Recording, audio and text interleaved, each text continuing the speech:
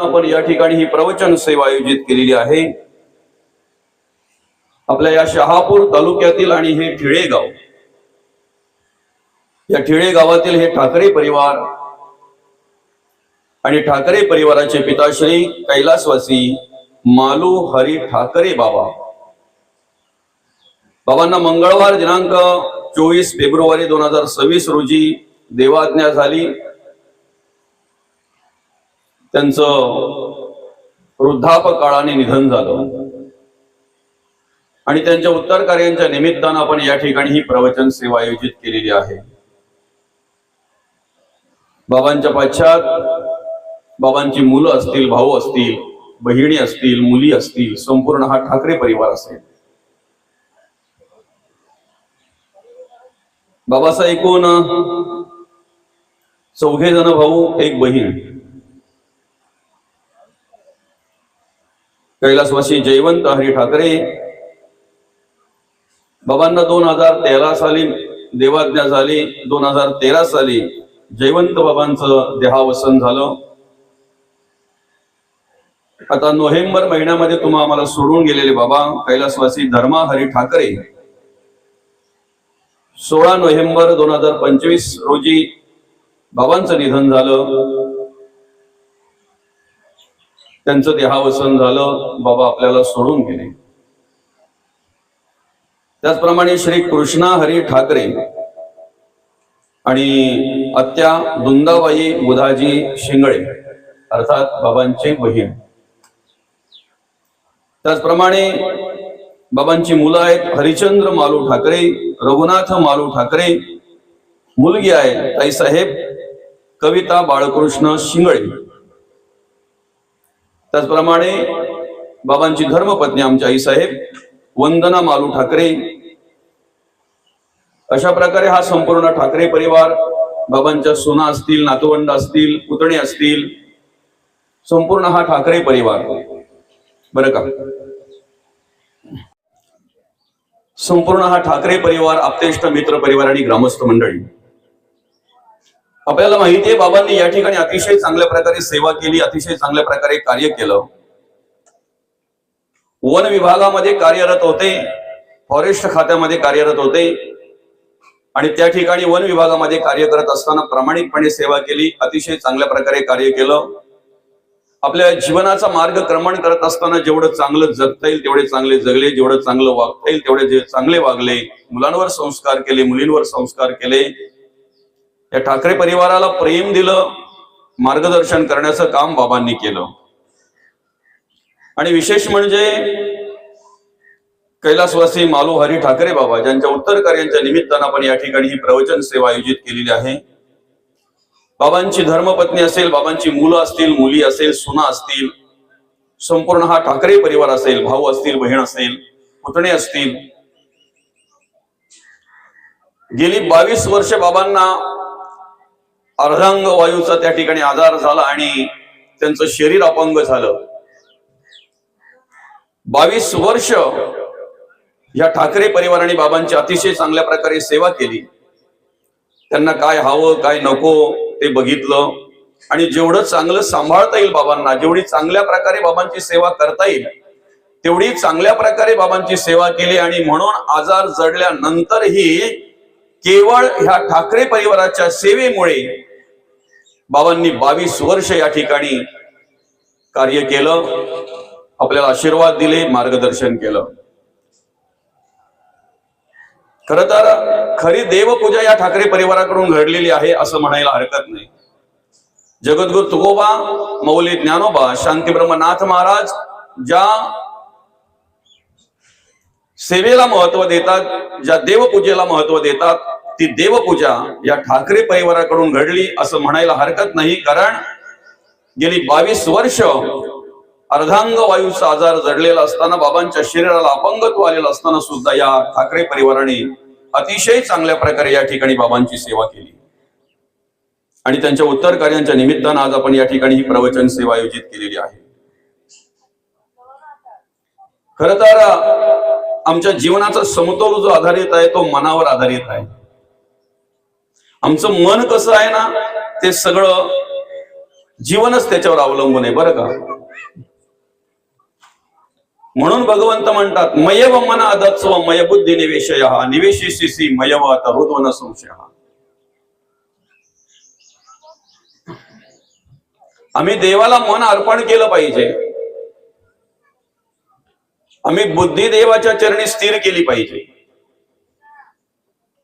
साधं उदाहरण आहे, प्रत्येकाने प्रत्येकाच्या अंतःकरणामध्ये विचारलं पाहिजे आम्ही परमार्थ मनाने करावे की तनाने करावा. आम्ही अध्यात्म भक्ती देवपूजा देवाचं नामस्मरण मनाने करावं की तनाने करावं. कशाने? मनाने की तनाने? मनाने. जोपर्यंत आम्ही तनाने करतोय ना देहाने करतोय ना तोपर्यंत ती भक्ती घडत नाही, ती पूजा घडत नाही. मनाने करायला लागल्यानंतर ती भक्ती आणि ती पूजा घडत असते, ती होत असते. बघा किती फरक आहे. आता आपण प्रवचनाला बसलोय मनाने की तनाने? प्रवचन श्रवण करतोय आता आपण मनाने की तनाने? बरं मनाने. मनाने. मग कोणी आल्यावर तिकडे कशी नजर जाते तुमची? गाडी आल्यावर तिकडं रस्त्याकडे कसे काय पाहायला लागता तुम्ही? मनाने का तनाने? जर मनाने करत असो तर आमचं लक्ष एकाग्र चित्त असेल प्रवचनाकडे. कोण आलं कोण गेलं कोणाची गाडी आली माहित नाही, मला श्रवण महत्वाचं आहे. बरोबर ना? आमचं मन एवढं विचलित आहे ना मौली, जे काम करायला सांगितलं ना तेच करेल असं नाही, पण जे काम करायला नाही सांगितलं ना ते केल्याशिवाय राहत नाही.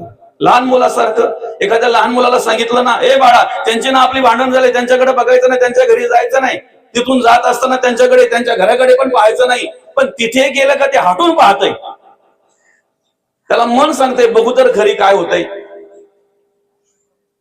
बाळा असं कार्य करायचं नाही, बाळा असं वागायचं नाही, बाळा असं जगायचं नाही. अरे माती खायची नाही, त्या भिंतीच्या खरपुड्या काढून खाताय. माती अशी ते जमीन असते ती वाकरून खाताय ते. तसं आमचं मन आहे. मनाला एखादी गोष्ट करायची नाही म्हटलं ना का लगेच त्याच्याकडे विचार येतो बघू तर खरी काय होतंय, पाहू तर खरी काय होतंय. मनाला आवड कसली आहे आमच्या. आणि म्हणून भगवंत काय म्हणतात माहिती आहे का? ते मन माझ्या चरणी अर्पण करा. देवाच्या चरणी मन आम्ही अर्पण केलं पाहिजे.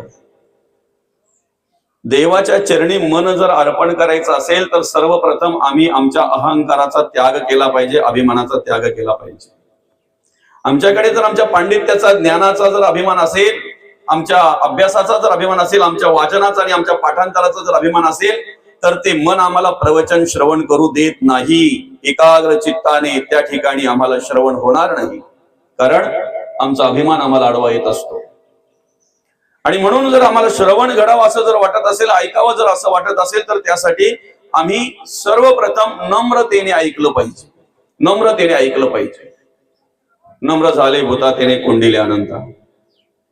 नम्रता जर आमच्या अंतःकरणामध्ये असेल, नम्रता जर आमच्या मनामध्ये असेल तर निश्चित आम्हाला श्रवण होईल, आमच्याकडून परमार्थ घडेल, आम्हाला देवपूजा करता येईल. अन्यथा नम्रता जर नसेल, अभिमान जर आमच्या अंतःकरणामध्ये असेल, अहंकार जर आमच्या अंतःकरणामध्ये असेल तर आमच्याकडून परमार्थ घडणार नाही. तो अहंकार तो अभिमान आम्हाला मूळ तत्वापर्यंत पोहोचू देणार नाही पोहोचू देणार. परमार्थामध्ये जेवढं लहान होता येईल ना तेवढा परमार्थ सुंदर करता येतो. म्हणून तुकोबा काय म्हणतात? लहानपण देगा देवा मुंगी साखरेचा रवा. आता आपण आपल्या मनाला विचारा, आम्हाला परमार्थ करत असताना लहान होऊन करायला आवडतंय का मोठेपणा आवडते? काय आवडतंय? स्पष्टच सांगू का? हल्ली परमार्थच मोठेपणावर चाललंय. कोणीतरी मला मोठं म्हणावं, कोणीतरी मला ज्ञानी म्हणावं, कोणीतरी मला महाराज म्हणावं, कोणीतरी माझी स्तुती केली पाहिजे, स्तवन केलं पाहिजे, चांगलं म्हटलं पाहिजे, याची अपेक्षा आहे प्रत्येकाला तीच अपेक्षा आहे. बरं का? दुर्दैव काय माहितीये का माऊली? ज्या वेळेला एखादा आमचा गुणदोष आम्हाला दाखवतोय ना त्यावेळेला आम्हाला लगेच राग येतोय. तुमचा शर्ट घाण झाला हे जर कोणी सांगितलं तर तुम्हाला राग नाही यायला पाहिजे. वास्तविक तुमच्या शर्टवर डाग पडलाय हे जर कोणी सांगितलं तर तुम्हाला राग नाही यायला पाहिजे वास्तविक. कारण तो तुम्ही कसं राहावं कसं जगावं याची जाणीव करून देत असतो. आम्हाला निंदक आवडतो की निंदकाचा आम्ही द्वेष करतो? जगद्गुरु तुकोबा म्हणतात निंदक आमचा सखा कपडे धुतो पुका. उलट अर्थे काय म्हणतात जगद्गुरु तुकोबा? निंदकाचे घर असावे शेजारी. कारण आम्हाला प्रत्येक वेळेला तो जाणीव करून देतो आम्ही कसं वागावं कसं जगावं. हिताचं सांगतोय तो आमच्या. जरा जरी कुठे चुकलो ना आम्ही तर लगेच तिथे बोट ठेवतोय, तुम्हाला हे शोभत नाही, तुम्ही आता परमार्थिक आहात, महाराज आहात तुम्ही. वास्तविक तो ज्या वेळेला आम्हाला असं काही सांगत असतो ना त्यावेळेला आम्हाला आनंद वाटायला पाहिजे, त्याचा हेवा वाटायला पाहिजे की अरे खऱ्या अर्थानं माझे गुणदोष दाखवण्याचं काम तो करतोय, हेवा वाटायला पाहिजे त्याचा. पण कोणी जर आमची निंदा करत असेल, कोणी जर आमचे दोष जर आम्हाला दाखवत असेल तर आम्ही त्याचा द्वेष करतोय, मत्सर करतोय, तिरस्कार करतोय. अपेक्षा काय आहे? आमची स्तुती करावी, आम्हाला मोठं म्हणावं, आम्हाला चांगलं म्हणावं. तसं वागायला जगायला पण पाहिजे ना, जगायला पण पाहिजे ना तसं. परमार्थ करत असताना खऱ्या अर्थानं लहानपण देगा देवा मुंगी साखरेचा रवा, ऐरावत रत्न थोर त्याशी अंकुशाचा माल. काय म्हणतात जगद्गुरु तुकोबा? जया अंगी मोठेपण तया यातना कठीण, यातना कठीण. आमच्या मनाला काय आवडतंय माहितीये का? बरं का, जेवढं आमच्या अनहिताचं आहे ना, ज्याच्याने अधोगती सहज प्राप्त होते ना, ते मनाला आवडतंय, ते मनाला आवडतंय. आणि म्हणून मग आधी मन घेई हाती तोची गणराज गणपती. तुकोबा म्हणतायत मन इंद्रियांचा राजा सर्व भावे त्याची पूजा, मन जीवींचा प्रधान मन माझे नारायण. त्याला मोकळं ठेवू नका. काय किती मिनिटं झाली सांगितलेलं मी? मनाने की तनाने? काय अजूनही आम्हाला कळत नाही आम्ही तनाने करतोय की मनाने करतोय. मनाला मोकळं ठेवू नका. त्याला जर मोकळं ठेवाल ना तो कधीही कोणत्याही वेळेला कुठल्याही गोष्टीची आठवण करून देईल तुम्हाला. बरं का, कोणत्याही वेळेला कोणत्याही गोष्टीची आठवण करून देईल तुम्हाला. मन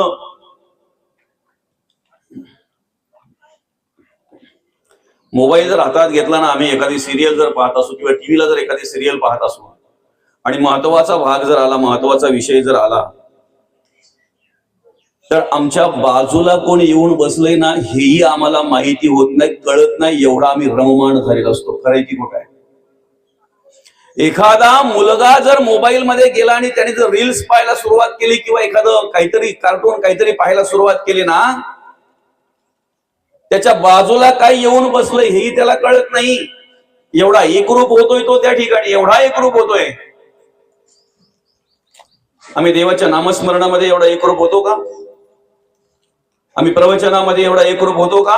आमचं मन चलबिचल होतंय, आम्ही इकडे तिकडे पाहत असतो, आम्ही इकडे तिकडे मन आमचं धावत असतं. इथे बसलोय, घरी जाऊन येतोय आम्ही. त्या मनाला आम्ही गुंतवून ठेवलं पाहिजे हरिनामामध्ये, भगवंताच्या नामस्मरणामध्ये. रिकामा अर्ध घडी राहू नको. सुरुवात कशी केली? एक क्षणभरी सुरुवात कशी केली? देवाची ये द्वारी उभा क्षणभरी, उभा क्षणभरी, क्षणभर.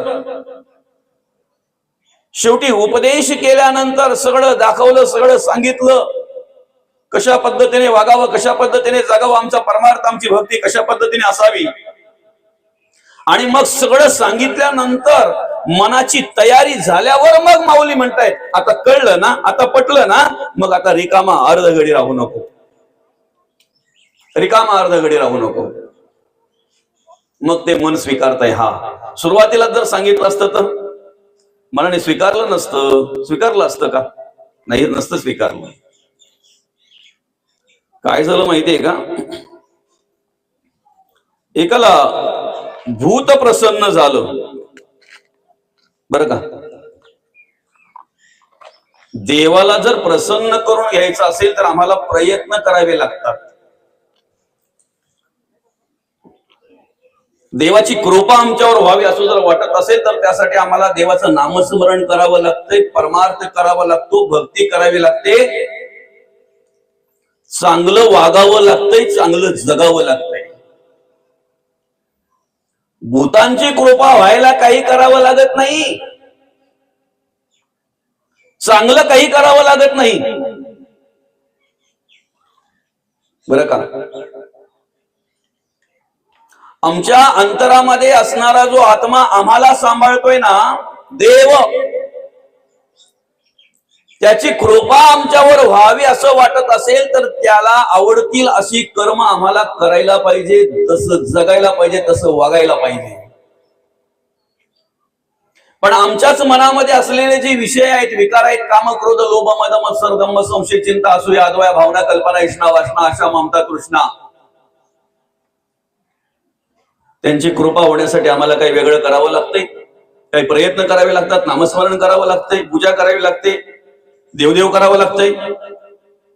कामाची कृपा आमच्यावर कधी होते कळत नाही, क्रोधाची कृपा कधी होते कळत नाही, लोभाची कृपा कधी होते कळत नाही. त्यांची कृपा झाली की अधोगती आहे, त्यांची कृपा झाली की अधोगती आहे. पाप कर्म घडली जातात, ती पाप कर्म थांबावीत, सद्गती प्राप्त व्हावी म्हणून आम्हाला देवाची कृपा करून घ्यायची. आणि देवाची कृपा व्हावी म्हणून आम्ही नामस्मरण केलं पाहिजे, देवपूजा केली पाहिजे, देवाचं नामचिंतन केलं पाहिजे. भूत प्रसन्न व्हायला काय लागतंय, झालं त्याला भूत प्रसन्न, भूताची कृपा झाली त्याच्यावर, आणि त्याच्या त्या जवळ आलं ते भूत आणि त्याला सांगायला लागलं, म्हणे मी प्रसन्न आहे, कृपा झाली माझी तुझ्यावर, तुला काय हवं ते माग. आता काय हवं ते माग म्हटल्यानंतर याला विचार पडला काय मागावं आता. कधीतरी एकाएकी समजा, बरं का, आपल्या पुढे देव प्रगट झाले आणि देवांनी जर विचारलं, सांगितलं तुला काय मागायचं ते माग, तर आपली जंपलिंग होते. काय मागावं, माझ्या आवडीचं मागावं, माझ्या बाईच्या आवडीचं मागावं, माझ्या मुलाच्या आवडीचं मागावं, माझ्या सुनेच्या आवडीचं मागावं, की माझ्या नातूच्या आवडीचं मागावं, कोणाच्या आवडीचं मागावं, बरं का.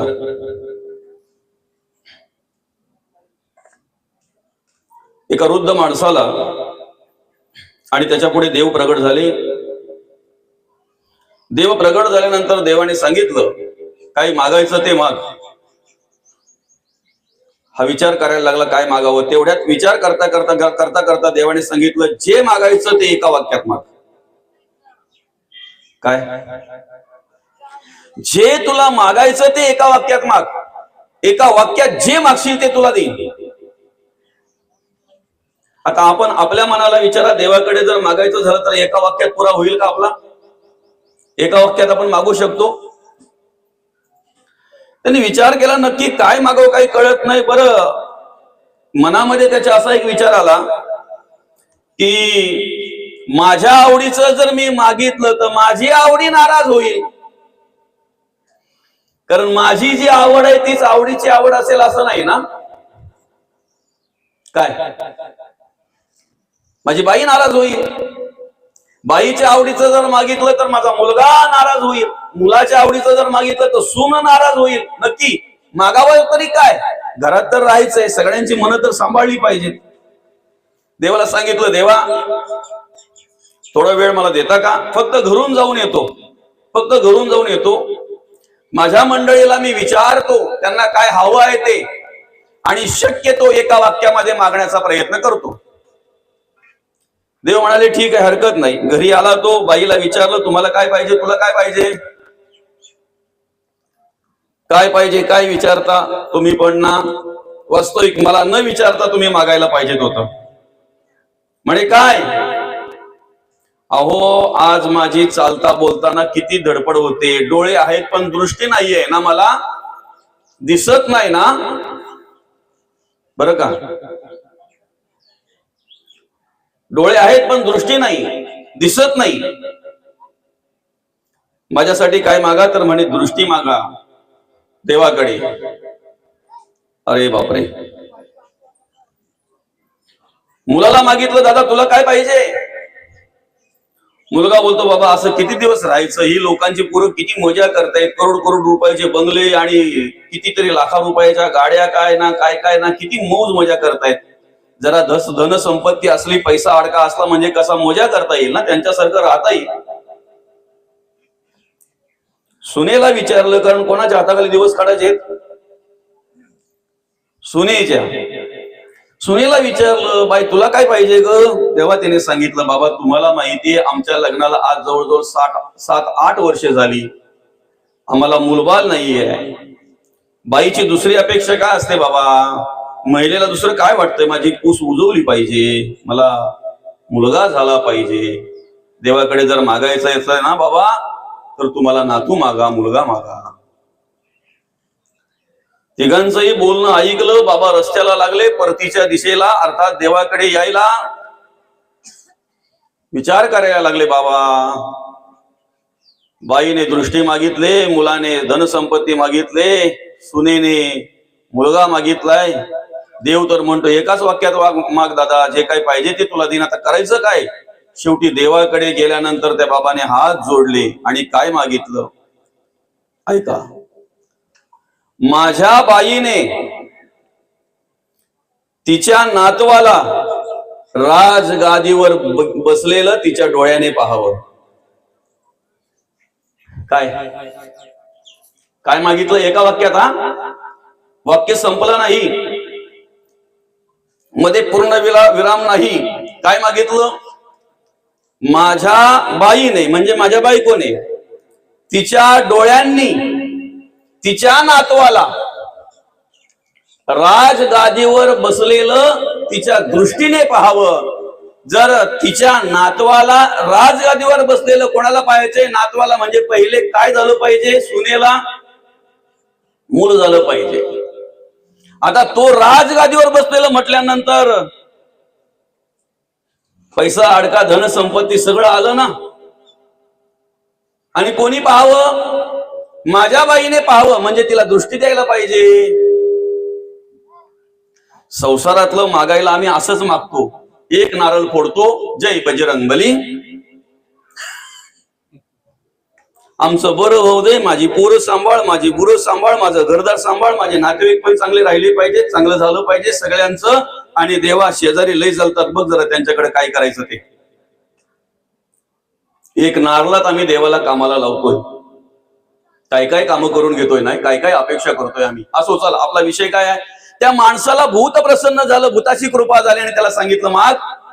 विचार करायला लागला. तेवढ्यात त्या भूताने त्याला सांगितलं, ए दादा ऐक ना. त्याला सांगितलं, मी नाही तुम्हाला सांगत. काय म्हणताय? हे दादा ऐक ना. म्हणे काय? तुझं जे पण काही काम असेल ना ते काम मी करेन. कुठलंही काम सांग, कुठलंही काम सांग, तुझी सगळी कामं मी करेन, सगळी कामं मी करेन. जे काम देशील ते मी करेन. कितीही काम दे मला, कितीही काम दे, जे काम तू देशील ते मी करेन. पण ऐक ना जरा, काम जर संपलं तर तुला खाल्ल्याशिवाय राहणार नाही. काय म्हणतो तो? काम जर संपलं तर तुला खाल्ल्याशिवाय राहणार नाही. आता याने विचार करायला, मी शेतकरी, आणि मला सांगा शेतकऱ्याचे काम कधी संपल्यात? संपल्यात का माऊली? मग विचार केला त्याने, ठीक आहे चला ठेवून घ्यायला काय हरकत नाही याला, कारण आपली कामं कधी संपतच नाही, एकाला लागून एक काम. आणि झालं, आगोट आली होती बरं का. पहिलं राबणीचं काम त्याला दिलं, राबणी झाली. बांधबंदिस्तीचं काम दिलं, ते झालं. बांधावर माती टाकायचं काम दिलं, तुरी लावायला, ते झालं. पाऊस पडला, उखलन, चिखल, पेरणी, लावणी, बेंडणी, कापणी, झोडणी, कामाला लागून काम त्याला दिलं. पण याला खायाच्या उद्देशाने ते काय करायचं माहितीये का? 4-5 दिवसाचं काम एकाच दिवसात करायचं. 4-5 दिवसाचं काम एकाच दिवसात करायचं. खूप वेग होता काम करायला त्याचा. शेवटी परिस्थिती अशी झाली, काम संपत आली. बरं का, ज्या दिवशी